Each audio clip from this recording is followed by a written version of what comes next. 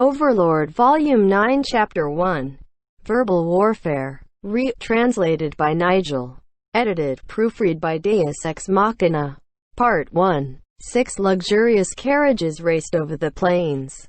Their motion was surprisingly stable despite the fact that they were galloping over grass.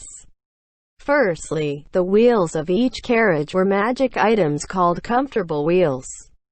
In addition, the chassis of the carriages had also been treated by a magic item called lightweight cargo.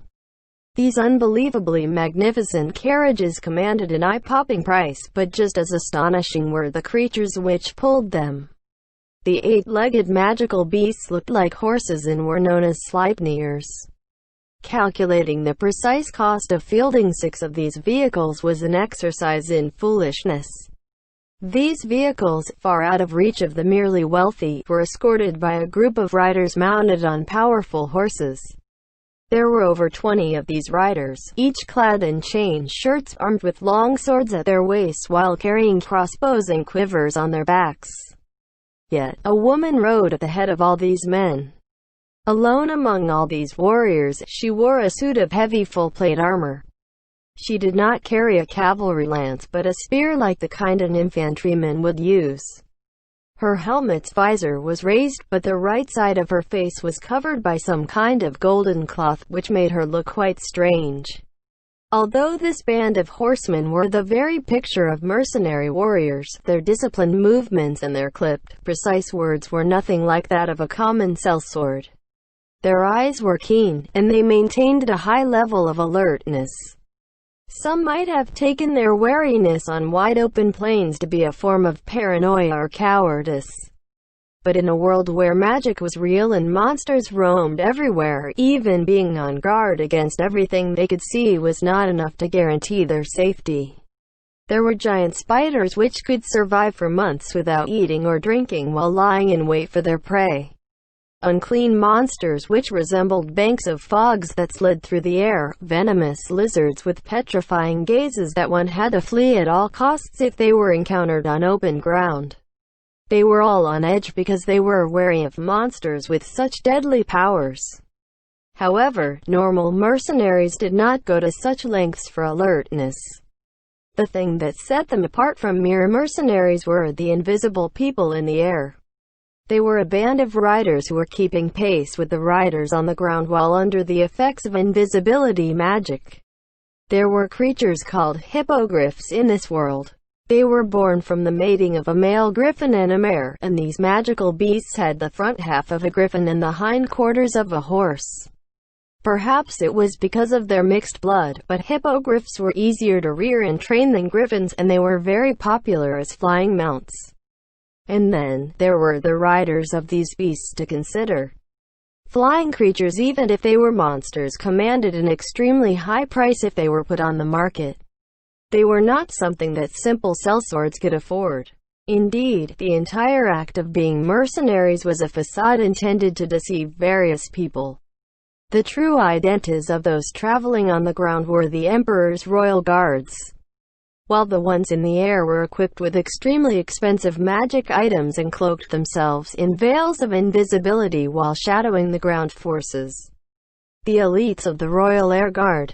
Of course, that meant the owner of the carriages was none other than the ruler of the Baharuth Empire himself, Emperor Jerknev Rune Farlord El Nix. There were several reasons why he had disguised his unit like this. But the biggest one was because the Emperor and his knights openly riding through kingdom territory, in violation of its borders, would cause an international incident. And that could not be allowed to happen. As such, the exterior of the carriages was plainer than the interior, although it was still more luxurious than regular carriages. In this convoy, the security around the third carriage from the rear, Jerknev's carriage, was heavier than those around the others. Even the roof of his carriage, originally a cargo-carrying area, had been refitted, and now there were 2 archers hiding among the luggage. The interior of the carriage was supremely decadent. Judging by the furnishings alone, it was more akin to a mobile high-class suite than a simple carriage. From the furred upholstery on the walls and floor to the soft and comfortable seats, which had been designed to not cause even the slightest bit of discomfort over long journeys. Only 3 people were permitted to share this luxurious conveyance with Jerknev, which meant that a total of 4 people occupied the space of the cabin. Although the idea of 4 people squeezing into a single carriage might seem restrictive and uncomfortable, that was merely the uninformed imagination of those who had never rode in a first-class carriage before. In truth, all 4 of them had adequate space for themselves. Your Majesty, perhaps it is time to wake?" The voice stirred Jerknev from his doze.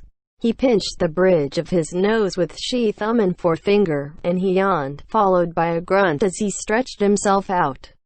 Relief flowed through him as his stiff body loosened up and he yawned again. "Your Majesty, it seems like you had a good rest, but are you still tired?" Jerknev shook his head at the man who had woken him up, the secretary Rune Varmalinen, who had been allowed to ride in the same carriage as the Emperor. "Ah, no, it's nothing like that. I still need some time to clear my head. I'm feeling better now. Although, I haven't napped like that for a long time. I think I was a child the last time I did that. After all, there's a whole mountain of unfinished business back in the capital, and I never had the time to waste on that sort of thing. But now that I've begun this journey, I find that I no longer have anything to do. This is the first time I feel like thanking Gaon." "Ah, indeed, you're always busy, but why is that, Your Majesty?" The man who spoke as though he was not addressing the Emperor was the leader of the Empire's 4 knights, Bazawood. Normally, those words would have invited censure, but nobody in the carriage said anything. Jerknev smiled bitterly and replied to his excessively informal, yet excellent subordinate. The blame for that can be laid at the feet of the bloody Emperor, because his reforms were pushed through too quickly for everyone else to catch up with them. He is truly a foolish man. So much effort could have been saved if only he'd waited and accumulated a corps of competent people before taking action. You lot should scold him when you get the chance. But remember that when you should suggest an appropriate course of action for him to take as well." Everyone in the cabin smiled like Jerknev had. Originally, the administration of the Empire was left to the nobles, in particular, the court nobles. Only those born into money could afford education from birth, and one of the reasons was also a vested interest in the situation. However, due to Jerknev's purge of the nobles, the amount of officials and bureaucrats had been reduced, but the work that they had to do had instead increased thanks to his reforms. While this was a logical consequence of such actions, it meant that the workload of everyone involved had increased explosively, and Jerknev himself was no exception. In keeping with his name as the Bloody Emperor, he had done away with many useless nobles. However, it was only after the fact that he realized that even such worthless individuals had their uses. Still, he did not regret his decision. He had to carry out his purge when he did. Had he missed his chance, the authority to command the knights would have been stripped from him by the nobles, and his father's death would have been meaningless. And so, he carried out his purge, and opened a path to the future for the Empire. Women had to endure pain in order to give birth to a child. Similarly, the vast amounts of work he did every day was a necessary pain he had to endure in order to give birth to a radiant and reborn empire. Thus, once he overcame the difficulty that lay before him now, he would obtain the treasure that he sought. That line of thinking brought the topic of his own descendants to Jerknev's mind. Jerknev was not married, but he already had children. He had not yet taken an empress consort, although he had some women who were more of mistresses than concubines, with whom he had sired offspring. Unfortunately, he did not love those children, but he hoped one of his children would prove to be suitably talented.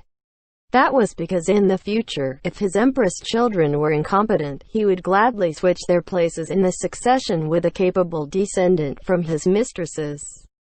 Even so, laboring over the tasks of government by myself is hardly the way a nation should be run. If only I could train up a cadre of officials that could take over these tasks soon. It would let me go back to issuing broad pronouncements like the emperors of old.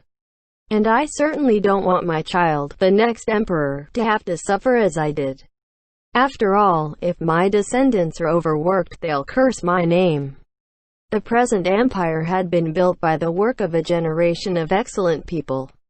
Or rather, generations of talented men had laid the stable foundation upon which Jerknev had built a magnificent structure. However, that did not guarantee that the next emperor or the one after him would be equally talented. Jerknev did not say so out loud, but he wanted to found a system that could smoothly run the nation by itself so long as the people in it had a certain degree of competence. That would be very difficult.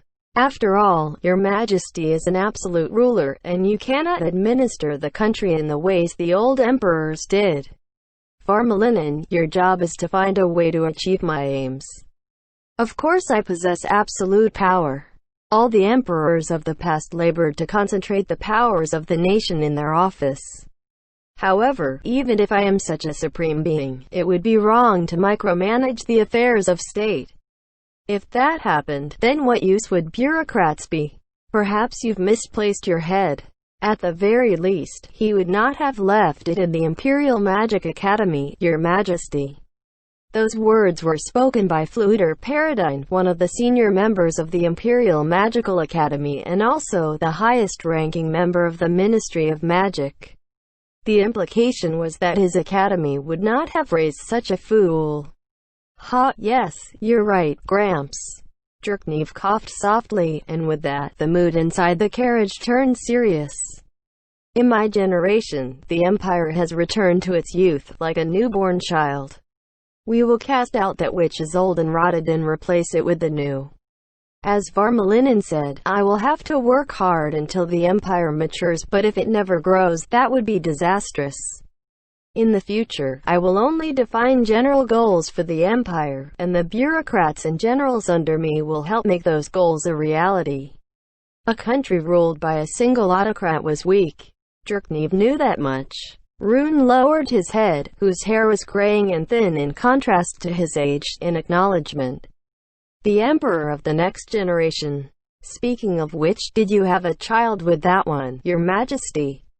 Jerknev instantly knew who Bazawood meant by that one. After all, Jerknev knew that Bazawood thought very highly of one of his mistresses. Jerknev's mistresses were selected for their looks or their parents' status, but one woman among them ignored those criteria.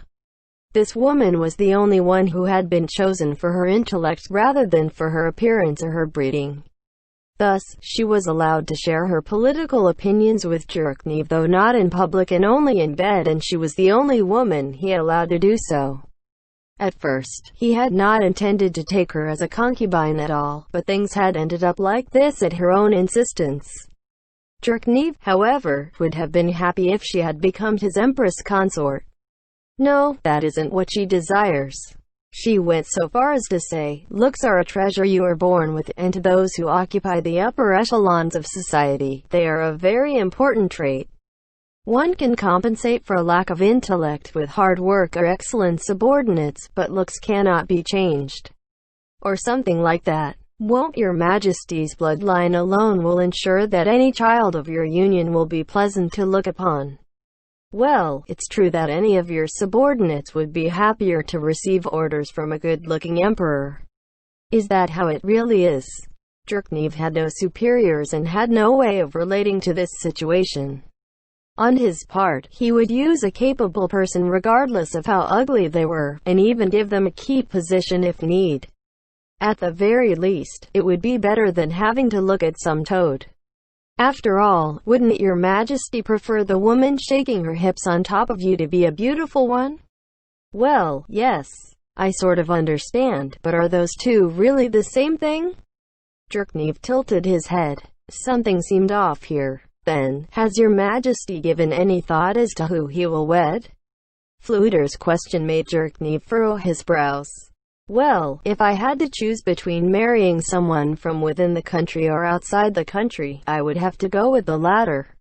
Right now, there are no benefits to marrying a native, so who to marry from outside the empire? Well, there's that ridiculous woman that fellow recommended. Fludor stroked his beard. Princess Renner, is it? Jerknev nodded bitterly. She was the third princess of the Riesti's kingdom, Renner Thir Chardenryle Vice-Elf. She was known as the Golden, a princess whose reputation was founded on her looks, but for several years she had ranked number one on Jerknev's list of women he despised the most. In contrast, the kind of woman he most preferred would be someone like Mayor Kabelia, who administered the city of Pybert in the city-states. I have no idea what that woman is thinking. After hearing about her actions, it's almost as if she failed because she wanted to fail. It all seems wrong to me. Such people should not exist. That was what he thought, but he recognized that humans were strange and complex enough that he could not rule out the possibility of such cases. Then, if she truly did plan to fail from the start, what was her aim? The more he tried to understand Renner's way of thinking, the more he felt like he was being tangled in a spider's web. It was a thoroughly unpleasant feeling. If only someone could help me kill off that nauseating woman. We will hire Igenia right away if that is what your majesty desires. Igenia was a group of assassins that took on the name of one of the 13 heroes for themselves. They were based between the northeast corner of the empire and the city-state alliance, and they used unusual techniques. Although he had tried to bring them under his wing as a black ops department, they had not responded to the empire's overtures. Enough of that. It's better to let that woman impart her revolutionary insights to us. Letting her live would be better than killing her. Did that woman take this development into account as well? Could anyone have planned that far aad? Who knows? Jerknev said, but even as he gave that answer, he had to admit that it was a possibility. Renner's words had been transmitted to Jerknev through their spies in the kingdom. The policies she proposed often left Jerknev dumbfounded in awe. When he adopted them within the empire, the results they achieved were a sign of how admirable Renner's policies were.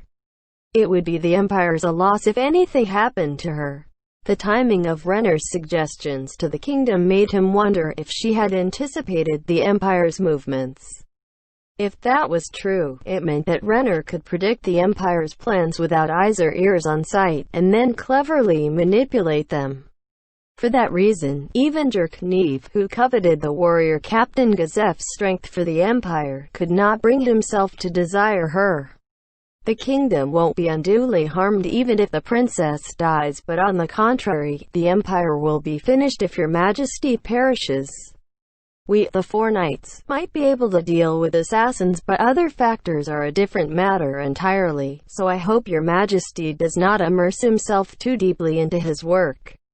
Of course, no matter the reason, I cannot allow myself to die before a strong government has been formed for the empire. The loss of an autocratic organization's leadership carried the possibility that the organization itself would collapse soon after. The empire might become a great nation in the future. Anyone who realized this would surely pay any price to forestall that rise by killing the emperor. The most likely suspects for this were the nearby countries, like the kingdom and the theocracy. Part of the reason why he wanted Igenia under his wing was so that they could be used as counter-assassins. That's right, if your majesty were to perish, things would be troublesome. We have divine magic casters on standby to ward against poison and injury, but in the end, we still lack sufficient skilled personnel for these duties. I wish my dabbling in that field was more extensive, but my grasp of divine magic is still inadequate to the task. Well, you're already an excellent wizard, so a small weakness like that can't be helped. Oh, yes. We've asked for the theocracy's help, but haven't received any response from them. Why not let the temples of the four gods and the minor faiths compete with each other? Then let the empire back whichever of the faith that produces the best results. Competition was the driving force for the development of new techniques. However, the mention of that made Rune shake his head violently, tossing his sparse hair about his forehead. It's too dangerous. The temples in the empire are supported by donations from the populace, and they remain independent by selling various products only they know how to manufacture. If the empire exerts any undue influence on them or interferes with their livelihoods, they would surely be displeased. That's true. If only we could take control of the various temples, the empire would grow stronger. In that respect, the theocracy has done an excellent job. They must have done that several hundred years ago. I wonder how they did it? The practice of divine magic is closely linked to everyone's health. So I think it would be a good idea if we could have more divine magic casters be knights, or at least, teach knights how to use divine magic. Hacking and slashing at monsters with swords alone only produces casualties. Basilwood was a man who had had to hunt down monsters in the past, and he had spent his fair share of time on the edge of death. He nodded, and continued in a low tone. Personally, I would feel safer if I could count on resurrection magic. With that, we wouldn't have to mourn the loss of talented young men. Although, I've heard that resurrection magic drains life energy, and ordinary people will be reduced to ash if one tries to resurrect them. Is that true? Fluter shifted his body forward. Perhaps this old man had been the Emperor's tutor for too long, or perhaps it was because his pet topic of magic had come up, but now, he was speaking animatedly, his eyes alight. Jerknev knew the old man would ramble on and on once he started on this subject, and he revealed a tired look on his face which only Basilwood and Rune noticed. That is a fact. Among the fifth-tier divine spells, the resurrection magic, raise dead, consumes vast quantities of life force. Perhaps higher-tiered resurrection spells might reduce the amount of life force that is lost. But nobody can use those, so that is merely academic. Then again, I have heard that the Dragon Lords and their ancient magic could return the dead to life without the loss of any life force. Then, could the Queen of the Draconic Kingdom achieve such feats? An excellent question, Varmalinen. Indeed, that country's queen has been confirmed to have inherited the ability to use what we call ancient magic, or primal magic, or perhaps the magic of the soul. There are many names for that sort of magic.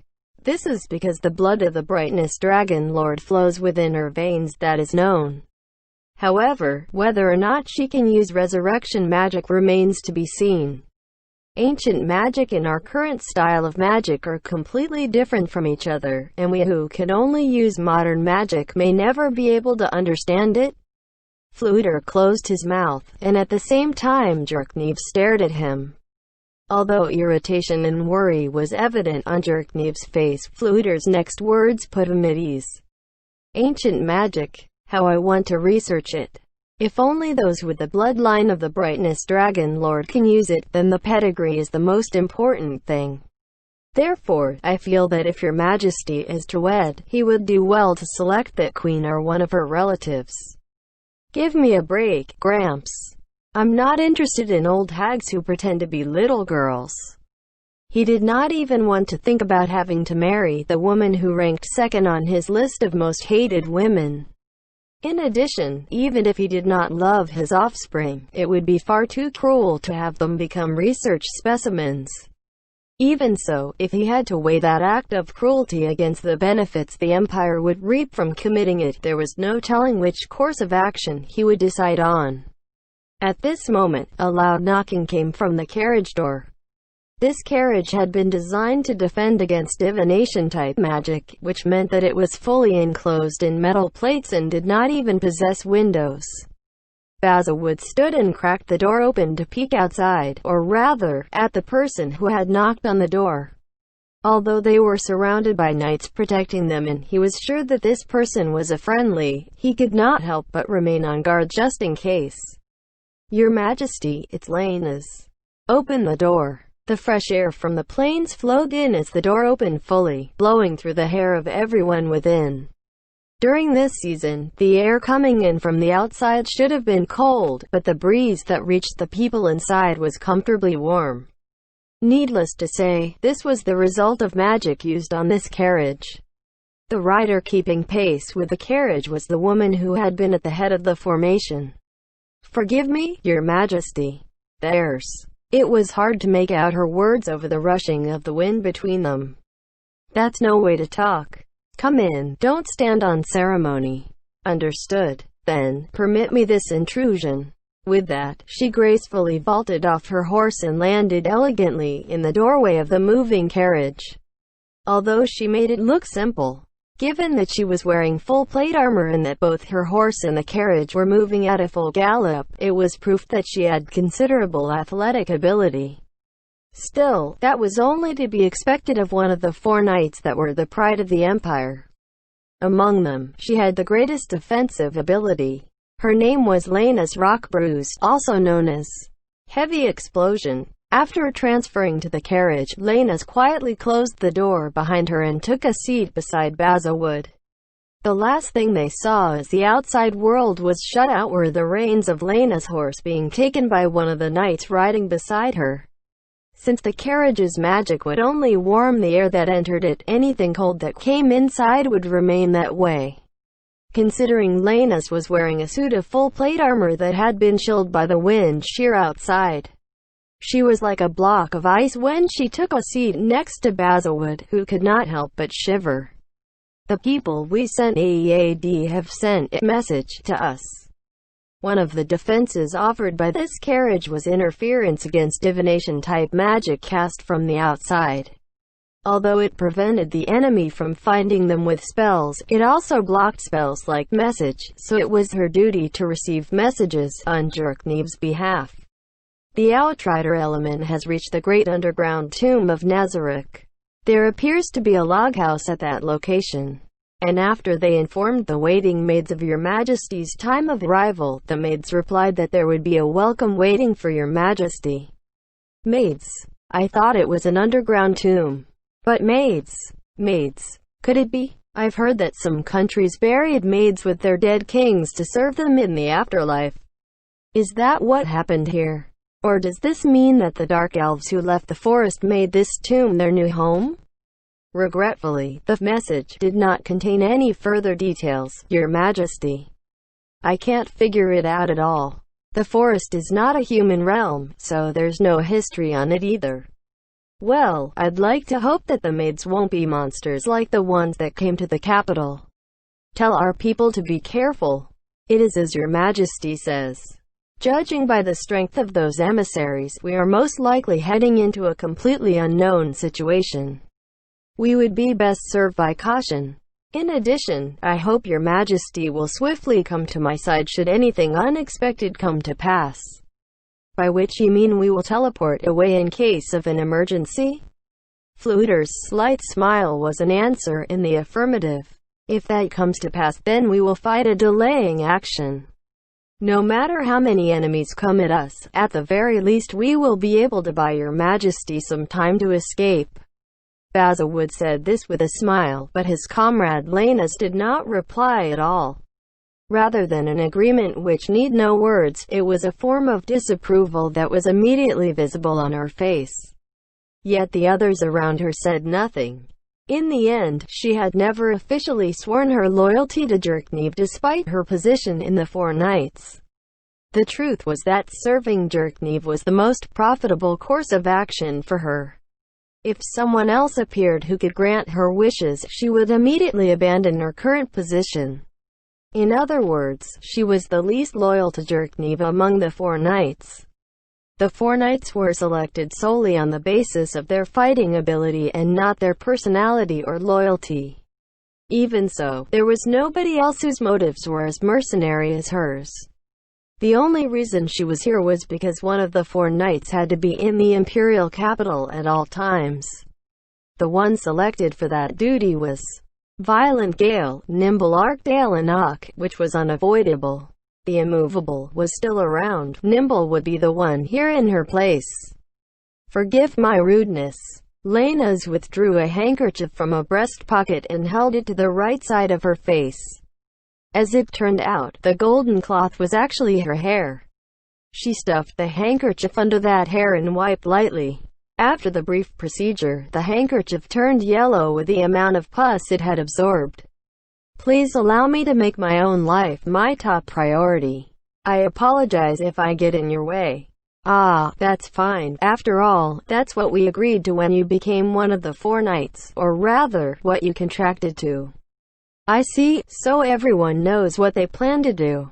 Then, on my part, I will do my best to squat in a corner over there and not get in your way. Rune said so with a straight face to change the mood in the carriage, and it was met with strained laughter. Now then, judging by our current speed, how long until we reach Nazarick? Jerkneev's question was addressed to Rune, who withdrew a pocket watch from his breast pocket. After he confirmed the time, he turned to Lena's, watched as she nodded, and replied, "If everything goes according to plan, in about an hour." "Is that so? I look forward to it. We'll see what Ainzu Algown is up to."